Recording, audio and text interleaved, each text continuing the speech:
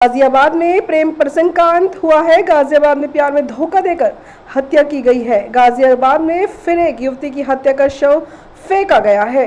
दरअसल गाजियाबाद के रहने वाले एक शख्स ने अपनी पत्नी और 4 बच्चे होने के बाद भी एक महिला से दिल लगा लिया। उस महिला के 3 बच्चे थे, जिसके बाद वह महिला लगातार उसे अपने पास अपने साथ अपने बच्चों के लिए अपने घर में रखने की जिद पर अड़ी थी। लेकिन हत्यारोपी युवक का कहना था कि उसका एक लड़का जो काफ़ी दिनों से बीमार है और वह उसकी तीमारदारी में लगा रहता है, लेकिन उसकी प्रेमिका यह बात मानने को तैयार नहीं थी। प्रेमिका के द्वारा लगातार उसे प्रताड़ित किया जाता था। एक दिन प्रेमिका ने जब उसे घर पर बुलाया तो उसने बताया कि आज उसके लड़के की तबीयत खराब है और वह अस्पताल में एडमिट है। तो मृतका प्रेमिका ने कहा कि आज मैं अस्पताल में आकर ही तुझे बताती हूँ कि तूने मेरे साथ यह सब किया है। नाराज प्रेमिका अस्पताल के पास पहुंचती उससे पहले ही आरोपी ने प्रेमिका को अपनी कार में बिठाकर पास ही मसूरी झाल नहर की तरफ ले गया, जहां पर कार में दोनों की लड़ाई होती रही। मौका पाकर हत्या आरोपी ने मृतका की चुन्नी से गला घोंटकर उसकी हत्या कर दी थी और शव को नहर में फेंककर मौके से फरार हो गया। पुलिस को विजयनगर थाने में जब महिला की गुमशुदगी की रिपोर्ट उसकी बहन ने दर्ज कराई तो पुलिस पूरी तरह से एक्टिव हो गई और पुलिस ने अब इस हत्याकांड का खुलासा करते हुए आरोपी प्रेमी को गिरफ्तार किया है, जिसने अपने द्वारा किया पूरा घटनाक्रम खोल के रख दिया। उसने बताया कि वह अपनी प्रेमिका से इतना परेशान हो गया था कि उसके पास कोई और चारा नहीं था, इसलिए उसने मृतका की हत्या कर शव को नहर में फेंक दिया। पुलिस अधिकारी के पीछे खड़ा मासूम सा दिख रहा है। यह वही हत्यारा आरोपी है जिसने एक महिला से पहले प्रेम किया, झूठे वादे किए और अपनी पत्नी और 4 बच्चों को धोखे में रखा और फिर अपनी प्रेमिका की हत्या कर शव को नहर में फेंक दिया।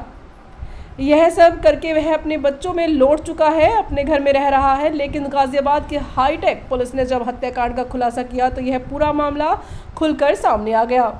अब हत्या आरोपी को जेल भेजा जा रहा है। बरामद किए हैं, किस तरीके से आप इन चोरों पर पहुंचे? हमारे एडीजी महोदय श्री प्रकाश डी रेलवे द्वारा चलाए जा रहे अभियान के तहत आज श्री आशुतोष शुक्ला एसपी जीआरपी मुरादाबाद के निर्देशन में उस समय जीआरपी गाजियाबाद व आरपीएफ बड़ौदा हाउस दिल्ली की संयुक्त टीम को बड़ी सफलता मिली जब उनके द्वारा 3 अपराधी पकड़े गए। इनके पास से 128 मोबाइल चोरी के, जो इनके द्वारा पिछले 15 दिनों में चोरी किए गए थे ट्रेनों में से, वो बरामद किए गए हैं। इनमें से 7 आईफोन भी हैं जो 128 में बरामद किए गए हैं। इनकी कुल कीमत 35,20,000 रुपये के करीब है।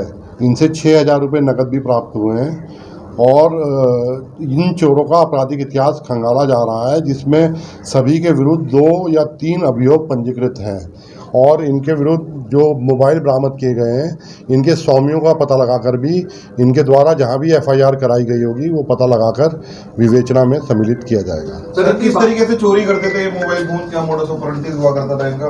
जब भी कोई आदमी अपनी फ़ोन चार्जिंग पे लगाता था या सो जाता था तो ये लोग फ़ोन चोरी कर लेते थे। पिछले 15 दिनों में इनके द्वारा ये फ़ोन चोरी किए गए। तो बात की जाए कौन कौन सी ट्रेनों को अपना निशाना बनाते थे? एक्सप्रेस ट्रेन होती थी या कोई और ट्रेन होती थी? पूरे एनसीआर क्षेत्र में दिल्ली से चढ़कर ये जो भी ट्रेनें जाती थी उनमें जो भी यात्री सोते थे या अपना फ़ोन चार्जिंग पे लगाते थे, उनके फ़ोन चोरी कर लेते थे। इनका ये कोई उद्देश्य नहीं था कि ये एक्सप्रेस ट्रेन है या लोकल ट्रेन है या कोई और ट्रेन है।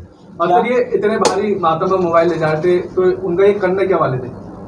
इनका एक ठेकेदार है जिसके संबंध में अभी विवेचना जारी है, जिसका नाम पता जानकारी की जा रही है।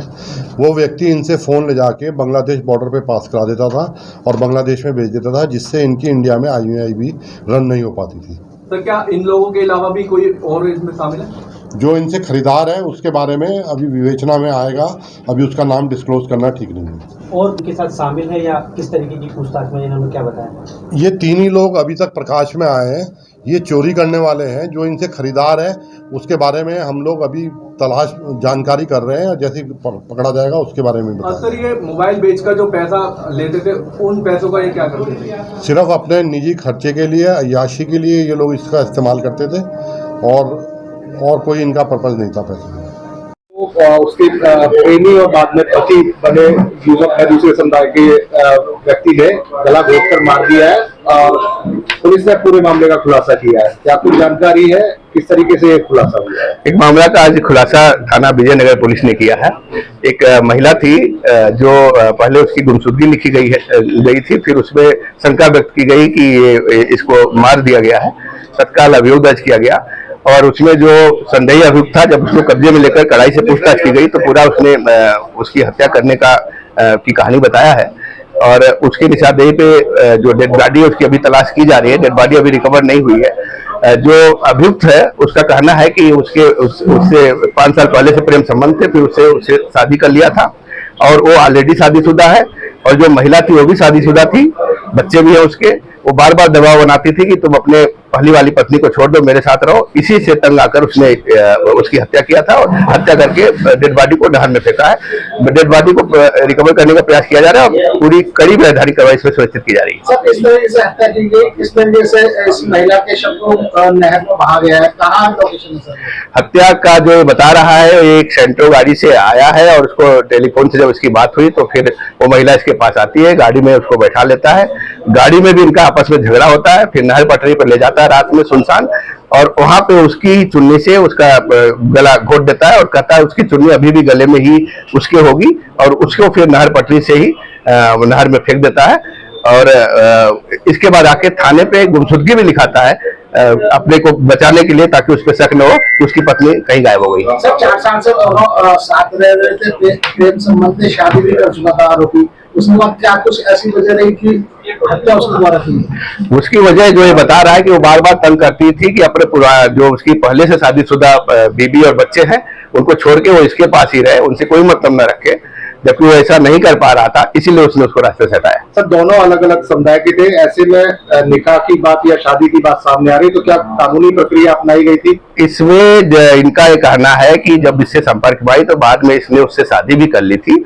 इसमें जो धर्म परिवर्तन या जो सारी चीजें है उस एंगल से भी हम देख रहे हैं, उसमें भी हम इसमें उन धाराओं को भी जोड़कर प्रभावी कार्रवाई करेंगे। सर, बॉडी नहीं मिली है, आरोपी की स्टेटमेंट में पुलिस मरतक की चल रही है। आरोपी का जो कहना है कि उसने उसको मार के बॉडी को पानी में छिपा दिया, पानी में डाल दिया, तो उसको अभी हम सही मानते हुए बॉडी की तलाश कर रहे हैं और उसमें आगे बॉडी के मिलने के बाद अन्य और विधिक कार्रवाई भी सुनिश्चित की जाएगी। सेंट्रो कार भी बरामद हो गई है। सेंट्रो कार, ये जो इसमें अभियुक्त है वो कार मैकेनिक है। किसी कस्टमर की गाड़ी आई थी, उस सेंट्रो कार का उसमें सेल्फ खराब था और उसी गाड़ी को लेके यहाँ पे आया। आरोपी से कोई बच्चे थे इसमें? आरोपी से कोई बच्चे नहीं थे इसको।